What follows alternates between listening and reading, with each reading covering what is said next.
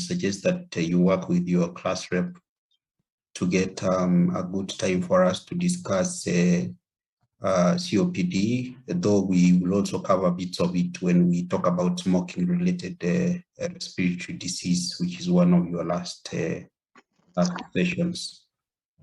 So as usual, we will go through the basics of understanding disease, so definitions, a bit on epidemiology of the disease, the burden.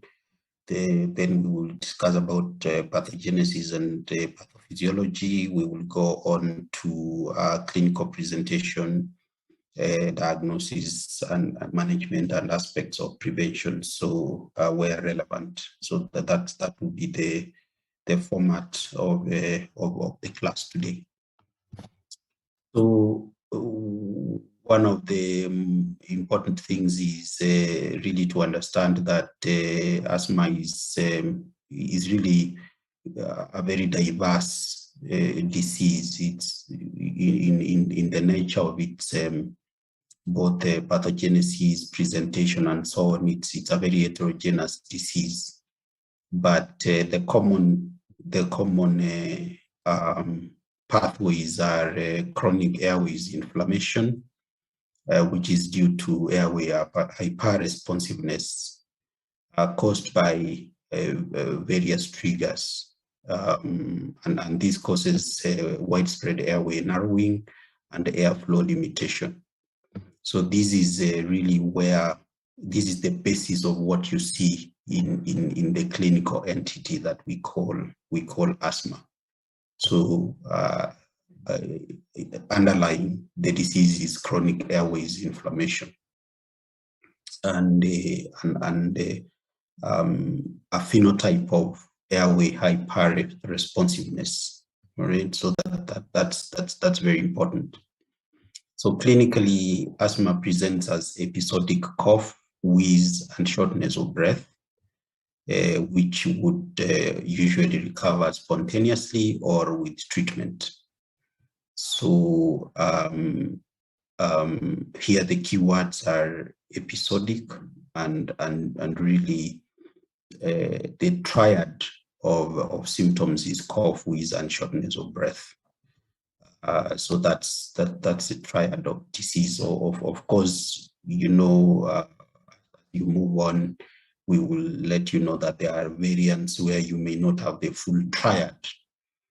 And also the whole subject of shortness of breath is very subjective. So patients may not, some patients may not complain about shortness of breath when they are actually have significant airflow limitations. So there are various variants to that presentation, which will become apparent as you continue to study the disease in clinical medicine.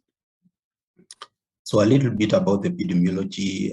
This is also one of those diseases where we ask that you have a very good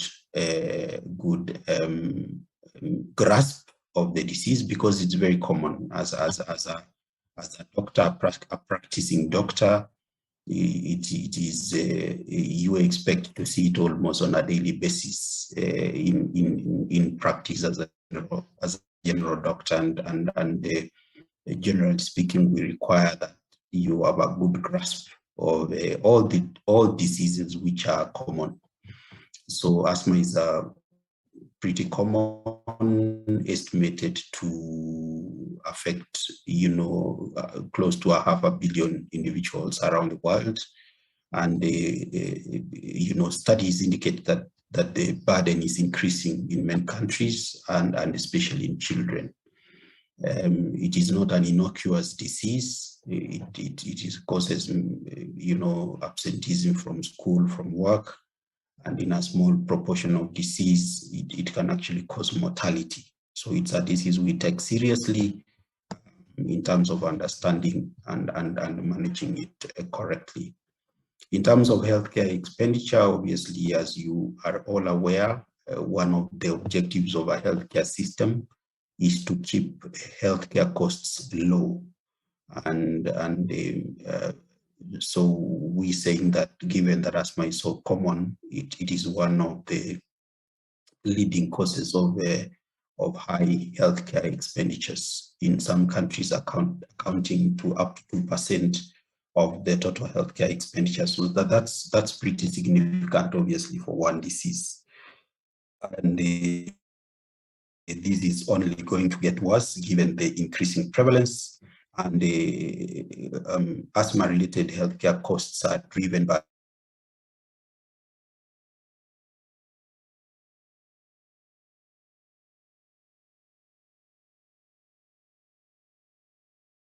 and the right kind of medication is provided, and we'll be talking about that. So in asthma, our objective is to ensure that asthma is well controlled. Patients are not visiting emergency rooms, and patients are not using a lot of medication. We want to keep the use of medication low by ensuring that the right medication is used and used properly, which means that then you can reduce on the doses that require to be used by the patient. Okay. In terms of age distribution, it appears to have a bimodal kind of age distribution with a high prevalence in the preteens, and a second peak in in the fourth to fifth decades, which goes on to the sixth decade. So sometimes I find people shying away from making a diagnosis of asthma in people presenting after the age of 40, 50, 60. But yes, we do have a second peak in the fourth, fifth, and sixth decades. So that's in terms of age distribution. Asthma seems to come together with other conditions that we refer generally to as allergic exanthema. So that is hay fever and eczema, as well as allergic rhinitis. And all these conditions whose basic mechanism is allergy are increasing in prevalence around the world, and that's what is demonstrated there, as sort of an increasing prevalence of this allergic exanthema. We think that this is largely driven by environment, and currently, as you know, everybody is talking about climate change, and as an important environmental determinant of disease, climate change. And there's the possibility that there's a relationship between, a warming climate, global climate, and allergic disease, which obviously remains to be unraveled. In terms of pathogenesis, it's very important that you understand the pathogenesis, because it's obviously the basis for your understanding the diagnosis, but also understanding how we manage this disease. So usually it starts with an allergen, which could be as early as in utero or in early life. And from your immunology, you would recall that these allergens will be taken up by the antigen presenting cell, would then trigger what we call a Th2 response. On the other side, they can directly trigger, mast cells, which will, be responsible for a neutrophilic contribution to the disease. But the cell that is the most important and the common pathway for asthma pathogenesis is the eosinophil, and the eosinophil can be activated through the two pathways: the macrophage or antigen presenting cell pathway, and also the mast cell pathway. And what those cells that we see at the top, the lymphocyte, the Th2 lymphocytes, the eosinophil and the neutrophil do is then to be responsible for what we call the effector pathways, which would involve stimulation of the mucus cells in the airways. You will recall the goblet cells, which will lead to hyperplasia of these cells and also mucus hypersecretion. And the contribution of mucus is in mucus plugging of the airways, which would be partly responsible for the airway narrowing that you see. The second effector, the other effector mechanism will be through the vessels, the airways vessels, which also either, you have new vessel formation, that's angiogenesis, but also vasodilatation and plasma leak from the airway capillaries. These will obviously cause airways edema and also contribute to airway narrowing. The other part that is involved is the smooth muscles of the airways, which also undergo hyperplasia and also are triggered by the the nervous system, cholinergic system, and the constriction also contributes to airway narrowing. The other component would be destruction of the airway epithelium, leading to various abnormalities, including dysfunction of the mucociliary escalator mechanism, together with the denudation or shedding of the airways, and this will also contribute to the airway narrowing and also to cough that you get in this disease. So these are, of course, you also have the involvement of the subepithelial fibroblasts, leading to excessive fibrous tissue formation, and this is one of the things that is responsible now for the permanent irreversible stages of asthma when the disease is not well controlled. Remember, in the early phases of the disease, it is basically with good management completely reversible. But if the disease is not being properly controlled, then you would have this new vessel formation, new subepithelial fibrosis, leading to permanent airway narrowing. And that's one of the things that you want to avoid. So this mechanism is very important to understand, because then it is the therapies that have been developed work along this pathway. So in terms of diagnosis, then the diagnosis of asthma should be based on a good history, as we have been teaching you, and you must demonstrate evidence of variable airflow limitation. That is that the airflow limitation is not permanent, but it is reversible, usually either spontaneously or by using what we call bronchodilator reversibility testing, which I will mention briefly. And these evidence should be documented in the patient's notes prior to initiation of therapy. Once you start therapy, it is often very difficult for you to confirm the diagnosis, and that's where we like that you actually confirm the diagnosis before you start treatment.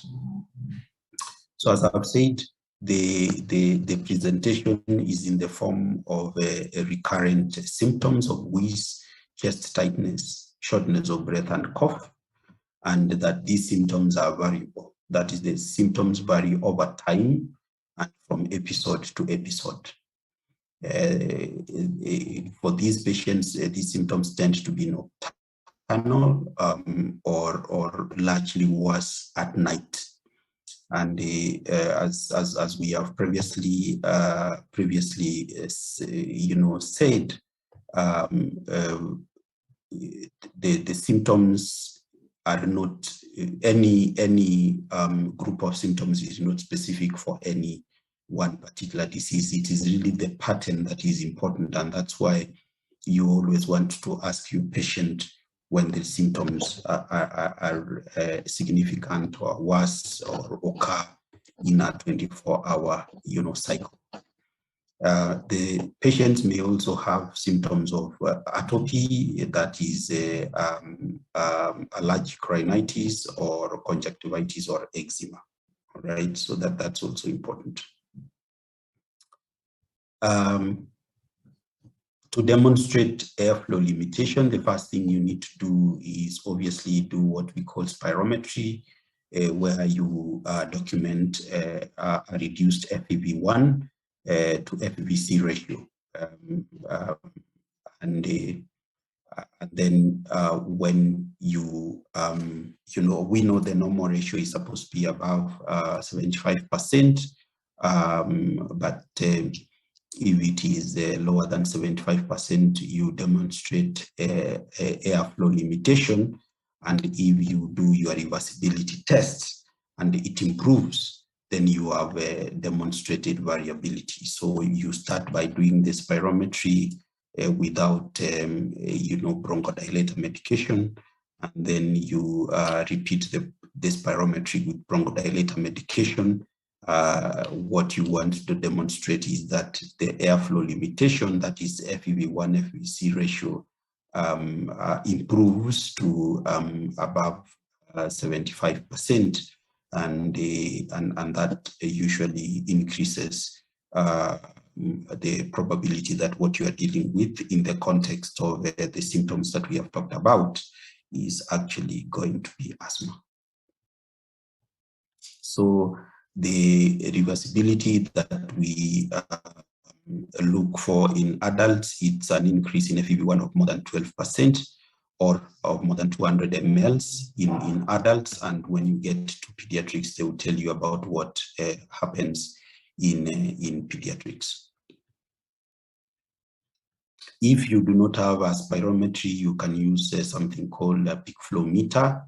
And the values of peak flow are dependent on age, sex, and height. They would usually be, you would have a nomogram that you will use to get the predicted peak flow rate, and you can convert that to a percentage. So these are examples of peak flow meters. They are very cheap. Usually we encourage that a patient has their own, but this can also be used in the event that spirometry is not available. So you make a diagnosis when you use a peak flow meter when the predicted peak expiratory flow rate is less than 79%, or you have a variability of more than 20% when that is measured over 2 weeks.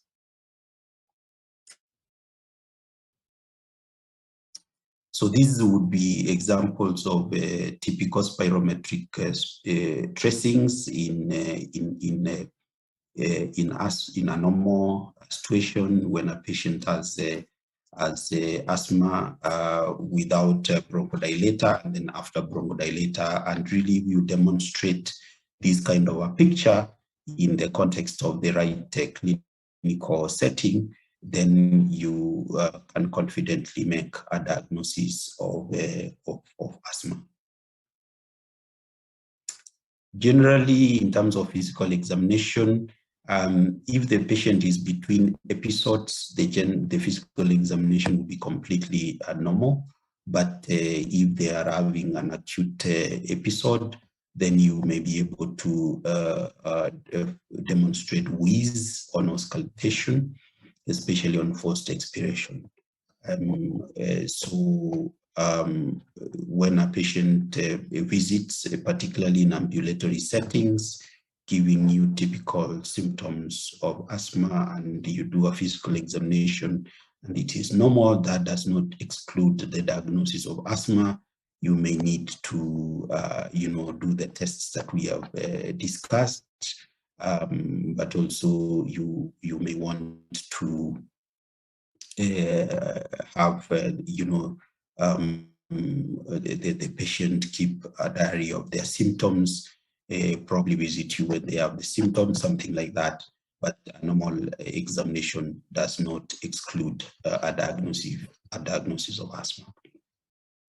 Remember that wheeze, which is really, the bronchi, what you listen to, can also be found in a couple of other respiratory conditions like, respiratory infections, chronic obstructive airways disease, if you have upper airway dysfunction for whatever reason, endobronchial obstruction, inhaled foreign body, you have airways edema for whatever reason. So, for example, in severe left heart failure. So these are things to think about in a patient who is presenting with wheeze. Wheezing can actually be absent in a patient with very severe asthma, which we refer to as a silent chest, which is an indication of really an acute emergency. If the patient has all the other features and the chest is silent, that's an acute emergency which needs to be managed aggressively. When you are taking a history of asthma, you have established that the likelihood of what you have is actually asthma, but also in terms of increasing your what we call pre-test probability of asthma. One of the things that you could do is ask, what makes the asthma symptoms worse? And some of the known factors that make asthma worse, or what we call trigger factors, include smoking, whether it is active or passive, and exposure to environmental pollution, where there is smoke. So this is either cigarette smoking or smoke from biomass fuel, or burning of fields and forests and things like that. Those would make asthma worse. Infections, especially the flu viruses, rhinovirus, respiratory syncytial virus, and so on.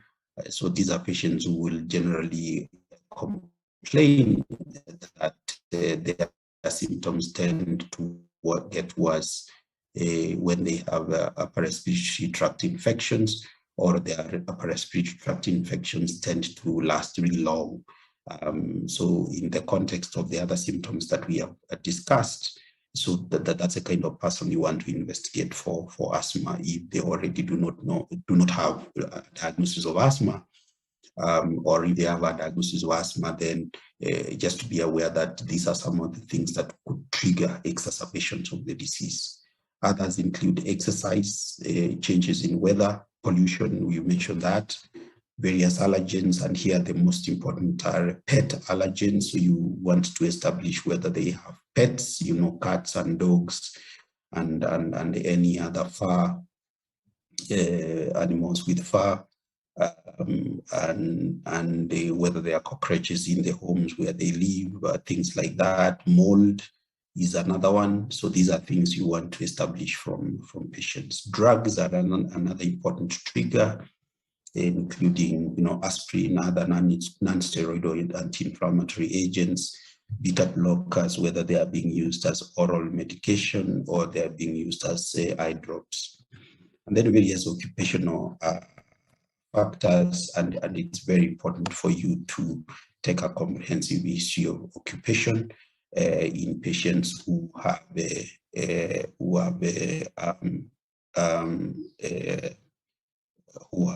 asthma, NAGMA, and there are various fellows who keep scribbling on the screen, just to let you know that that is interfering with my presentation. So differential diagnosis is very important.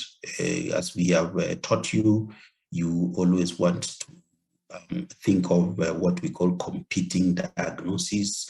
Could be what you are dealing with, the different and not necessarily asthma. So if a patient is having a productive cough with history of smoking, then you want to think about chronic bronchitis. If the symptoms are progressive with a history of smoking or environmental exposures, then you want to think about COPD. And then if you have chronic productive cough with purulent sputum, could we be dealing with bronchiectasis? If you have exertion or dyspnea, chest pain, orthopnea, could this be, angina or disease? And then if patients have a hyperventilation, they would present with rapid breathing and a sensation of breathlessness. In our settings, in patients who present with cough, you must exclude tuberculosis, and it's really not necessarily just 3 weeks, but cough of any duration in our settings. Of course, you have to be careful, and as we said when we discussed, community-acquired pneumonia last week, COVID has changed the way we look at respiratory disease. So you also want to ensure that you are not dealing with with COVID and so on.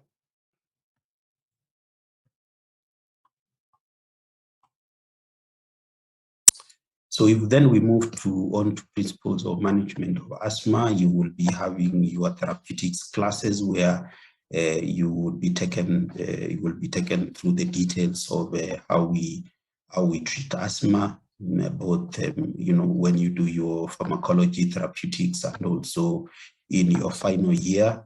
But right now we'll just go through the principles. Obviously, the most important thing in terms of management is making sure that you have the right diagnosis and you have documented the evidence for asthma.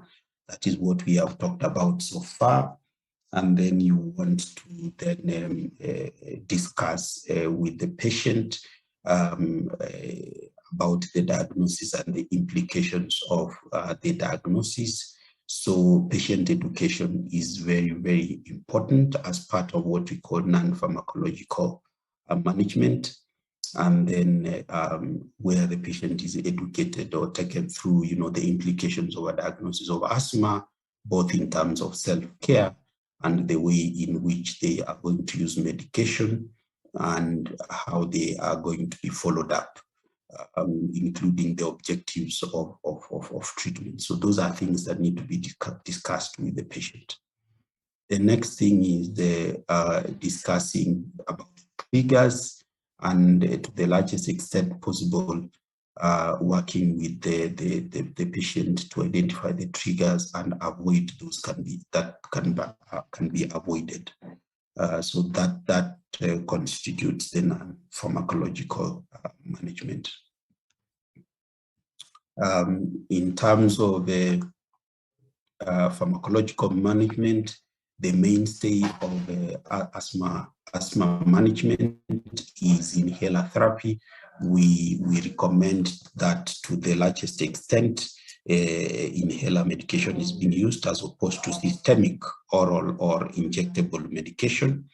And how you start treatment of asthma depends on the severity at the point of presentation.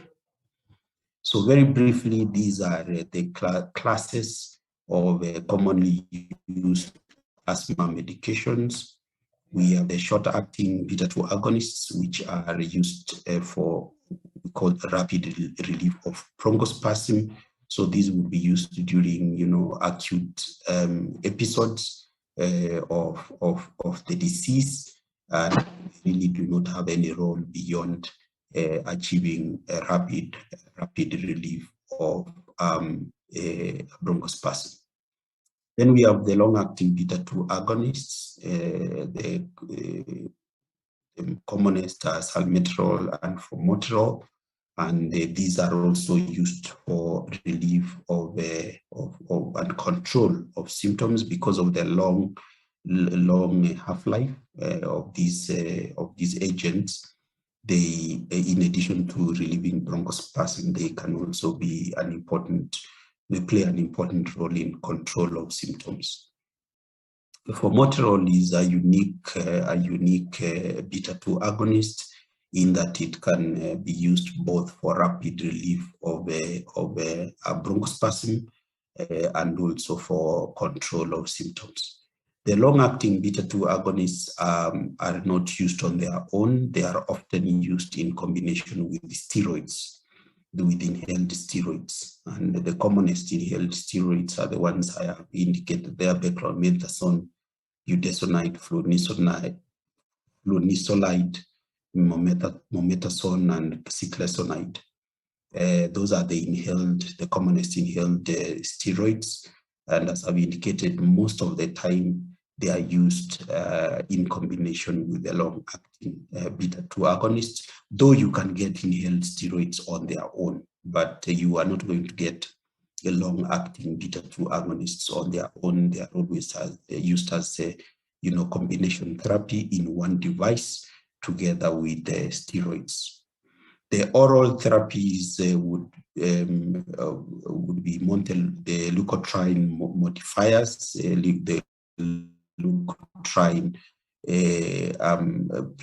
leukotrienes play an important role in symptoms and also in inflammation in asthma. And these are oral medications. We usually use them as add-on therapy.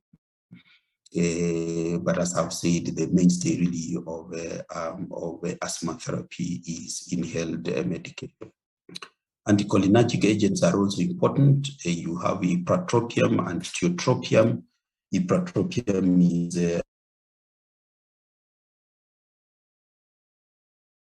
agent, and tiotropium is a long-acting anticholinergic agent. Those are used for relief of bronchospasm.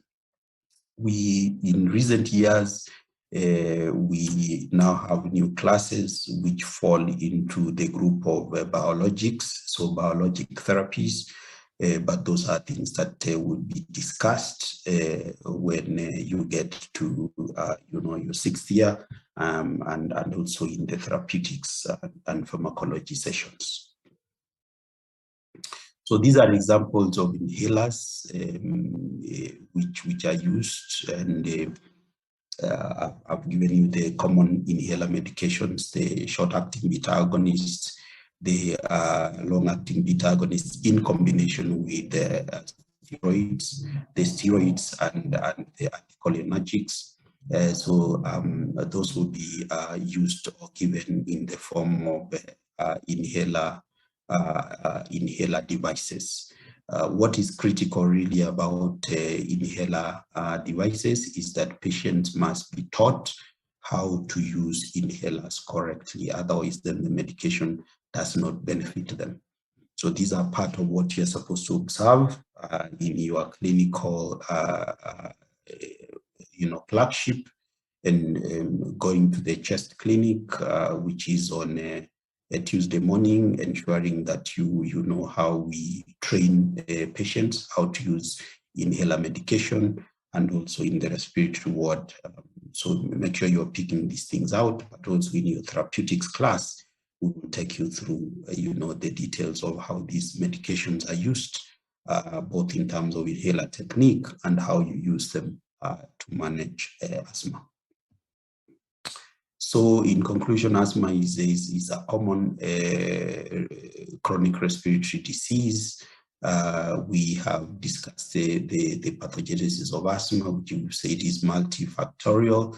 It has both genetic and environmental factors into play, but I did describe the pathway in the pathogenesis of asthma to you, and the consequences of the pathogenic mechanisms in terms of pathophysiology, And we've said that what's critical is you have the correct diagnosis in the patient, institute non-pharmacologic therapies or non-pharmacologic interventions, including good patient education and avoidance of triggers, and then the proper use of the pharmacologic therapies to ensure that the disease is controlled. We've gone through the classes of pharmacologic therapies that we use. I have indicated to you that in subsequent sessions during therapeutics and your clinical areas, you should be able to have sessions on a demonstration of how we use the inhaler therapies and how those are used to manage asthma. So as I indicated, we really cannot talk about both asthma and COPD in one session. So we will organize for a tutorial to discuss about COPD, but we will be talking a little bit about it when we talk about smoking associated respiratory disease. But the critical differences between asthma and the COPD are related to the age of onset, the history of smoking, which is usually very apparent in COPD, but not just smoking, but long-term exposure to environmental pollutants, airway, respiratory environmental pollutants. So that would be very apparent in COPD as opposed to asthma. Smoking, sputum production is frequent in COPD, more frequent as opposed to asthma, and then presence of allergies. The disease cause tends to be stable in asthma with exacerbations, but in COPD you can expect a progressive disease. Usually the airway limitation is reversible in asthma, but it is in COPD. The symptoms in asthma are intermittent or variable, but they tend to be persistent in COPD. Those are the critical important aspects of asthma that would be important for you the important differences between asthma and COPD to carry home. But as I said, we can have a tutorial on COPD, but we will also discuss briefly COPD when we discuss smoking-related lung disease. I believe this is the last slide.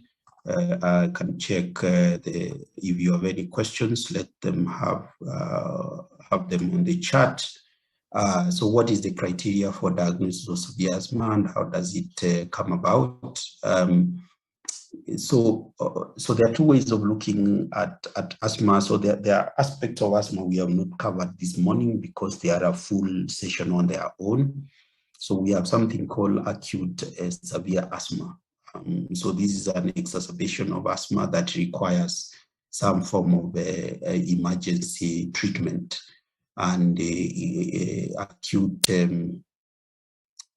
exacerbation of asthma is acute severe asthma is a medical emergency which we can discuss separately. But you are talking about very severe airflow limitation that is accompanied by obviously respiratory distress, oxygen desaturation, rapid breathing with the risk of fatigue, and this has to be managed as an acute emergency.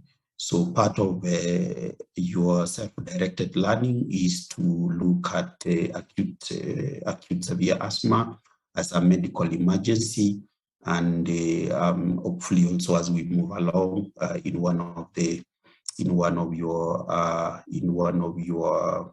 tutorials we can discuss about acute severe asthma and how that is managed. Take time to pass by, the accident emergency department, where most of the acute severe asthma will be managed. You will be able to see, the presentation and how then the management is done. So acute severe, how does it come about? Is really two ways. One is poorly controlled asthma. So this is a patient who is known to have asthma, but whose disease is poorly controlled. They will present with they can then present with acute severe asthma. Obviously, in a patient known to have a diagnosis of asthma who then gets, exposed to, one of the triggers, like dust, mold, or things like that, and their underlying disease is not properly controlled.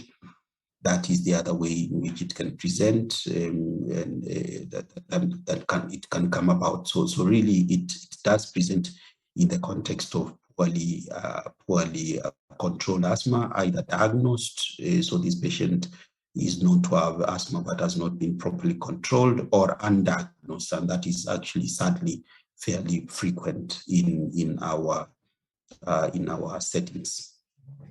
Can asthma completely resolve with time? So what we usually say is that asthma is a chronic disease. We have a proportion of patients who seem to go into remission, what you may call remission, after childhood asthma. Then they do not, experience symptoms after that. So there's a small proportion of individuals that would go into remission, but for most people, it is really a chronic, lifelong disease. Why is there no wheezing in severe acute asthma? So the reason why this happens is, remember, you need airflow, some level of airflow in the airways for you to have wheeze. And that's why I told you it's actually a very dangerous symptom. It's a dangerous sign if there is no wheeze, in that you are having such severe airflow limitation that there is hardly any air that is moving in the airways. So that is why you do not have wheeze in very severe disease. And as I said, the reason why you need to talk about that. We no longer talk about type 1, type 2, and so on, like sensitivity in asthma. So just look through the pathogenesis and use the kind of terminology I have given you. Is there any complication to long-term use of steroids if one uses long-acting beta-agonists which are mixed with steroids? So generally speaking, part of what you will cover in your pharmacology and therapeutics is the use of these agents. The general rule is that inhaled steroids have very low amounts of the steroid component and of the drug. That's number one. Number two, in that these steroids, when you use them through the inhalation route, is that they act locally. They do not act systemically, and those that are absorbed, if you will recall from your pulmonary circulation, will first pass through the liver, where they will be fully deactivated before they go into the systemic circulation. So inhaled steroids, very little amount of steroid gets into the systemic circulation, and therefore the risk of the well-known symptoms of, the well-known adverse effects of steroids are very infrequent in when you use the inhaled form of these agents. However, they can cause local symptoms, like they can cause oral thrush or periodontal disease, and that's why we encourage patients to, after they have used the inhaled steroids, they gargle and rinse their mouth and spit out so that they remove whatever is left, in the oropharynx, together with the, in the mouth, in the oral cavity. So the important message is that really very little is absorbed, and the little that is absorbed is deactivated.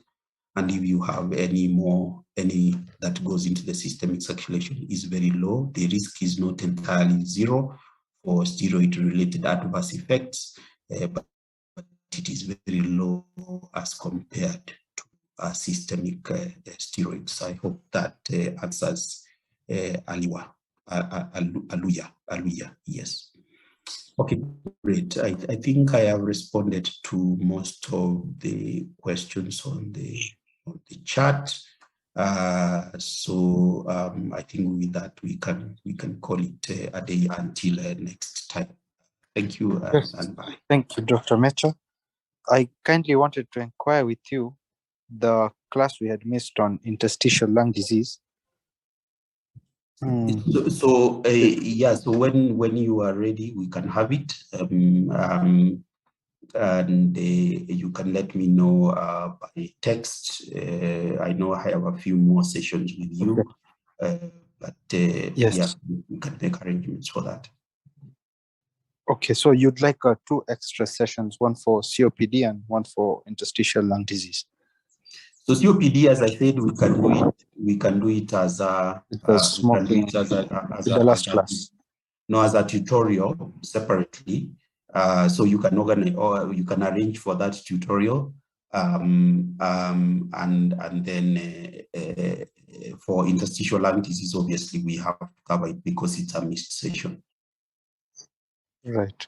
I kindly want to inquire, this evening, is it too soon, or you have other plans for a class this evening? No, I think this evening I'm teaching there's a group I'm teaching. I don't so this evening the class is ready, my session, but I'm teaching another class, so it may not be possible this evening. No problem. I'll look for another time and let you know, Doctor. Okay. Okay, bye. Thank you. Bye-bye.